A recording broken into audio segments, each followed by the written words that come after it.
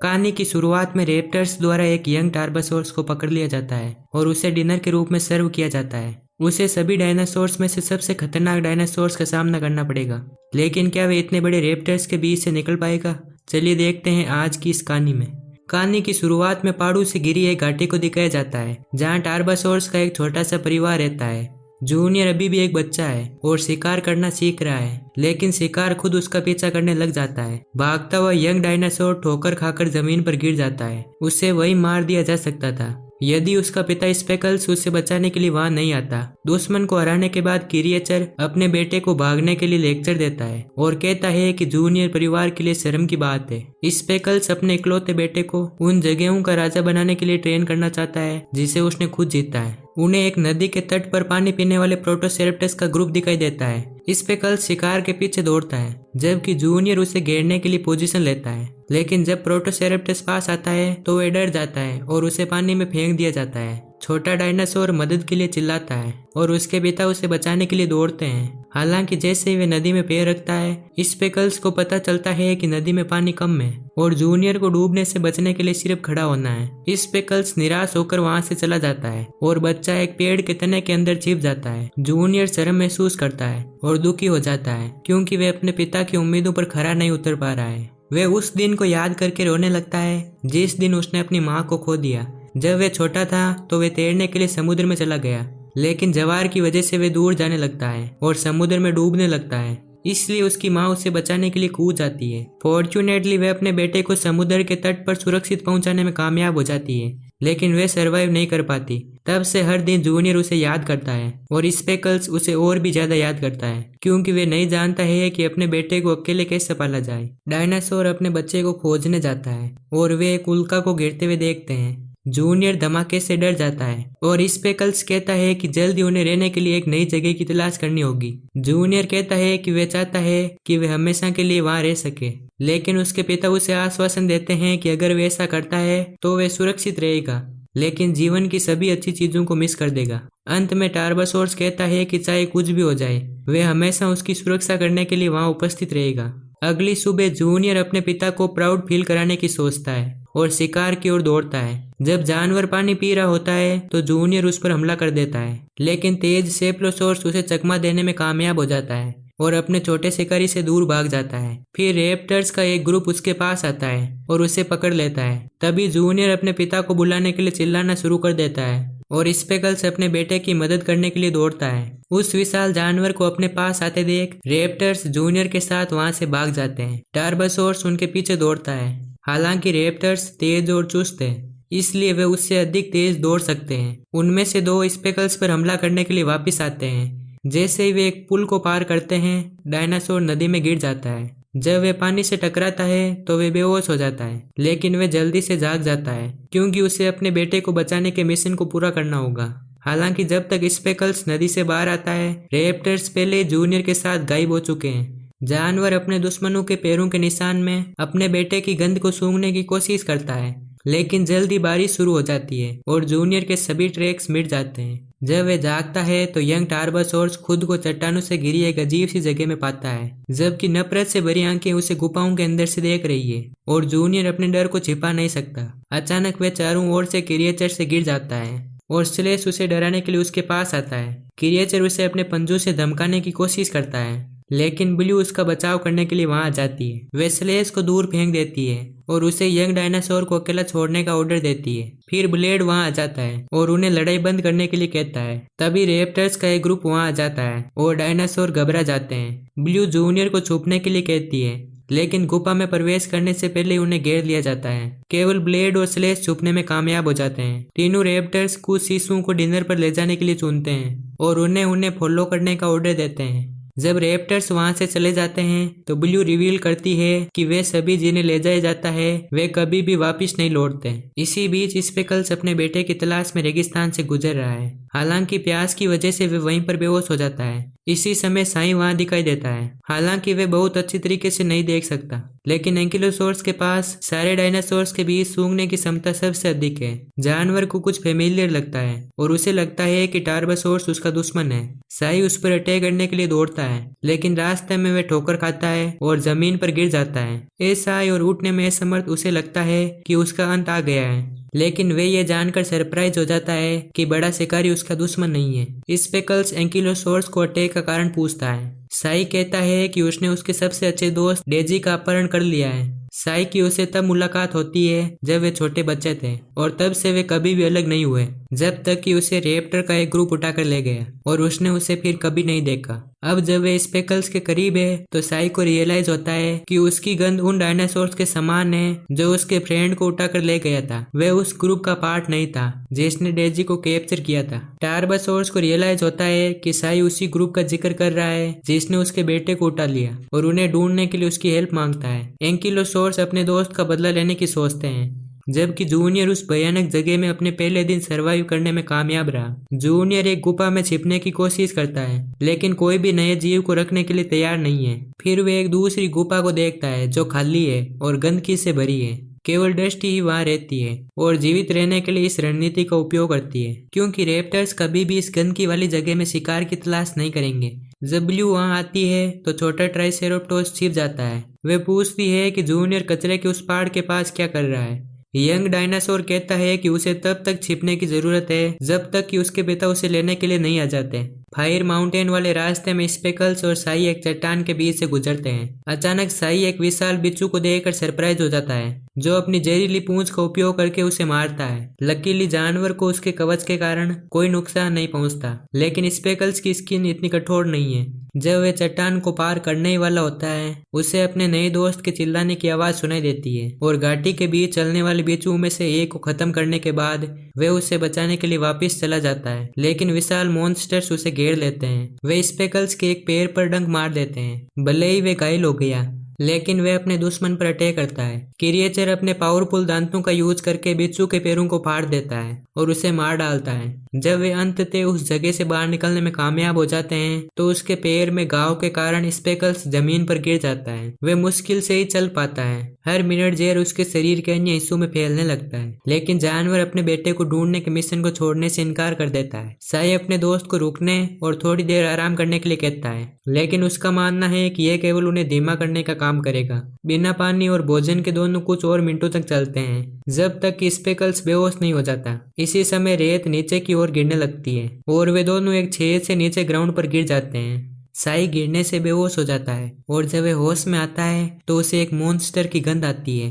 Creature दौड़कर उसके पास आता है। हालांकि स्पेकल्स उसकी रक्षा करने के लिए खड़ा होता है, लेकिन लड़ाई के दौरान उसे नीचे गिरा दिया जाता है और फेंग पूछती है कि उस पर हमला क्यों किया जा रहा है। उसने तो कुछ जड़ी बूटियों का इस्तेमाल करके जहर को बेअसर किया और स्पेकल्स की जान बचाई।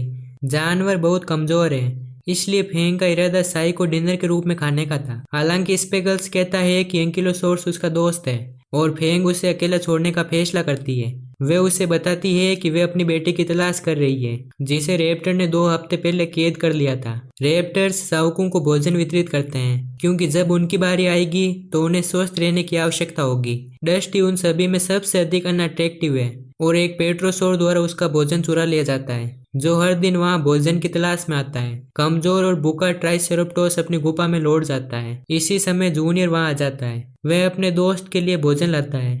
इसके बाद वे दोनों साथ खाना खाते हैं। फिर ब्लू उनको ज्वाइन करती है और वे सभी अपने मील को एंजॉय करते हैं। खाना खाने के बाद ब्लू अपने दोस्तों को पूंछ से पत्थर फेंकना सिखाती है ताकि वे अपने दुश्मनों पर हमला कर सके।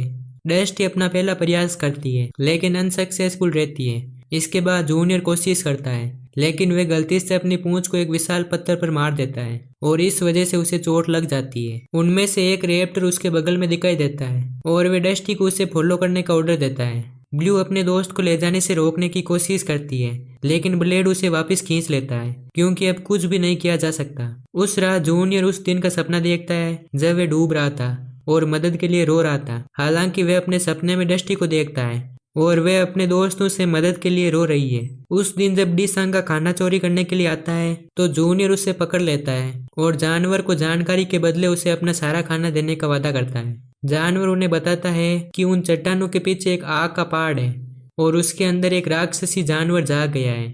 अभी के लिए प्राणी वहां से बाहर नहीं निकल सकता, लेकिन जैसे जैसे आग तेज होती जाती है वैसे वैसे मॉन्स्टर और भी स्ट्रॉन्ग बनता जा रहा है। रैप्टर्स केवल सर्वेंट्स हैं, जो मॉन्स्टर के 3 बच्चों के लिए भोजन लाते हैं। वे भी उतने ही खतरनाक है जितना कि वे मॉन्स्टर।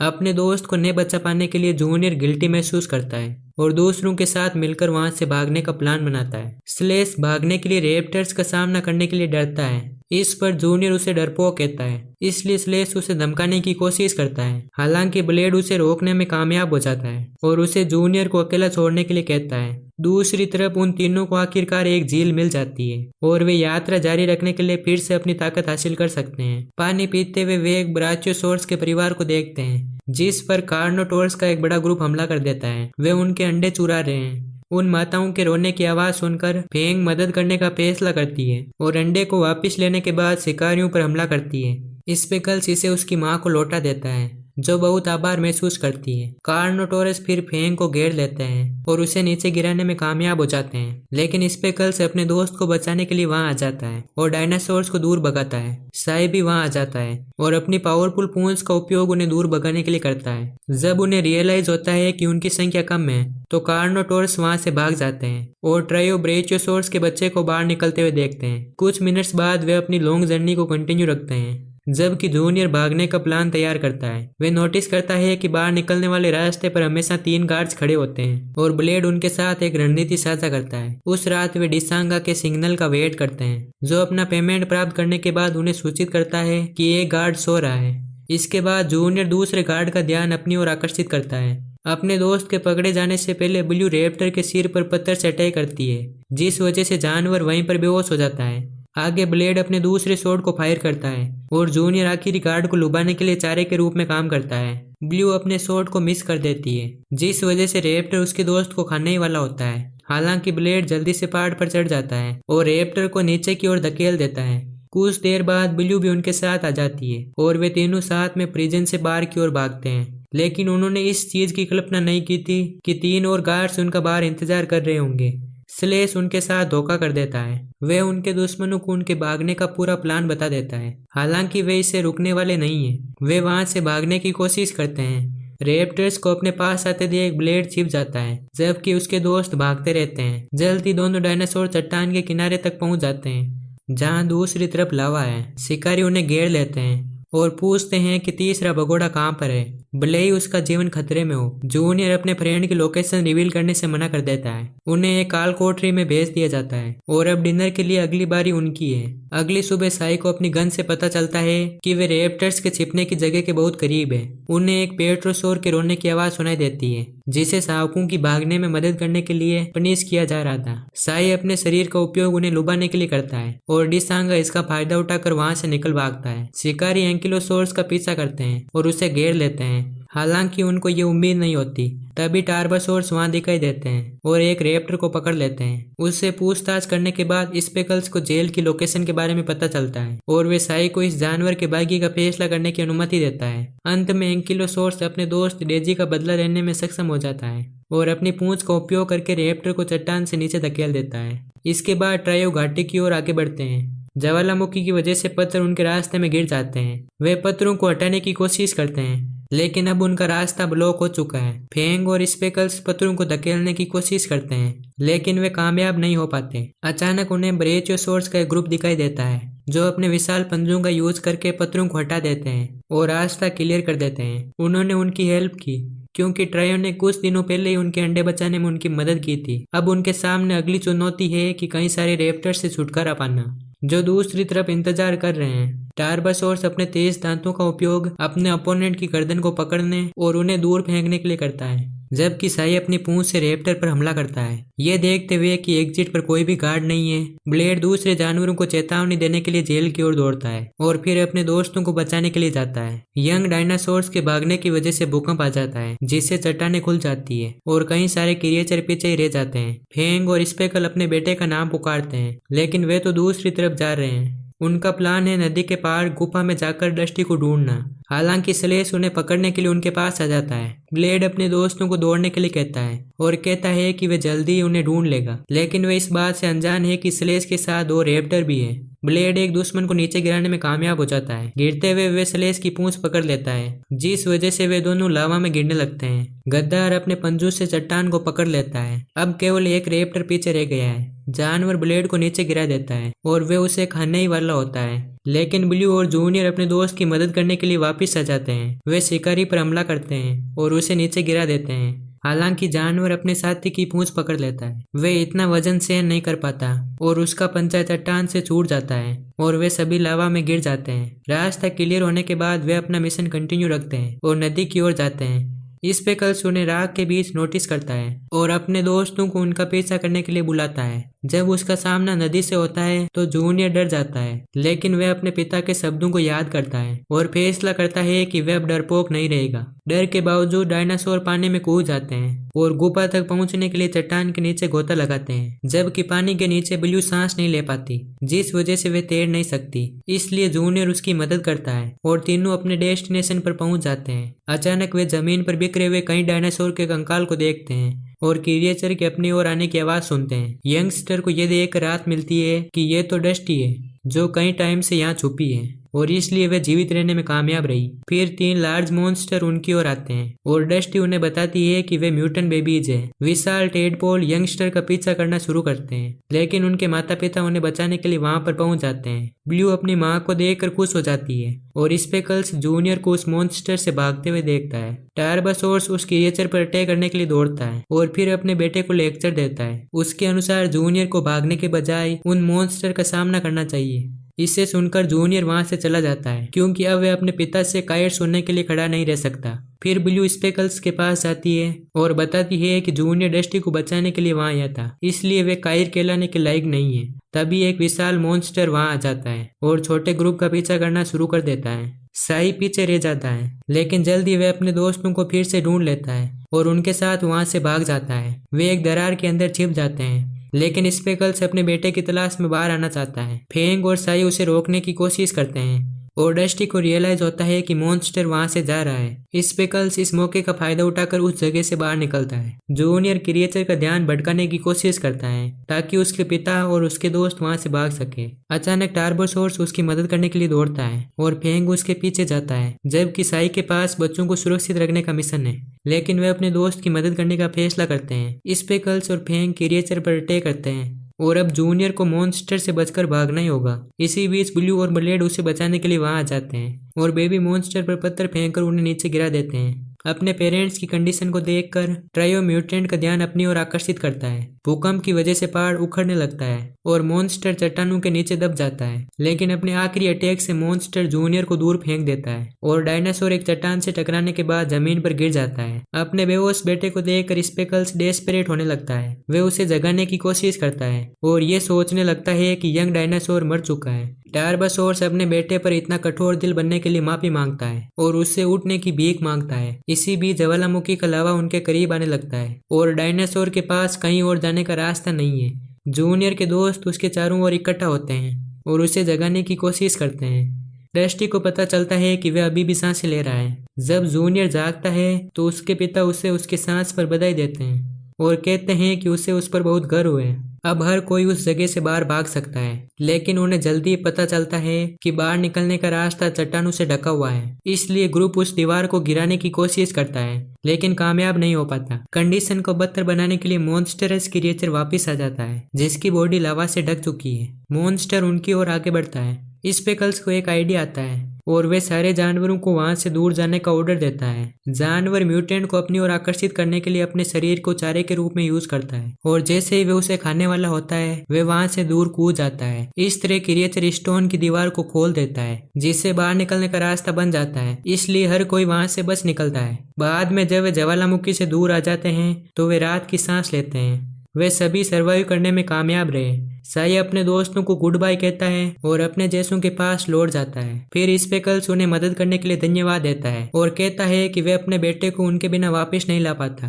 अंत में बच्चे फिर से स्वतंत्र हो जाते हैं और अपने नए घर में चारों तरफ दौड़ते हैं। इस तरह ये कहानी यहीं पर एंड हो जाती है।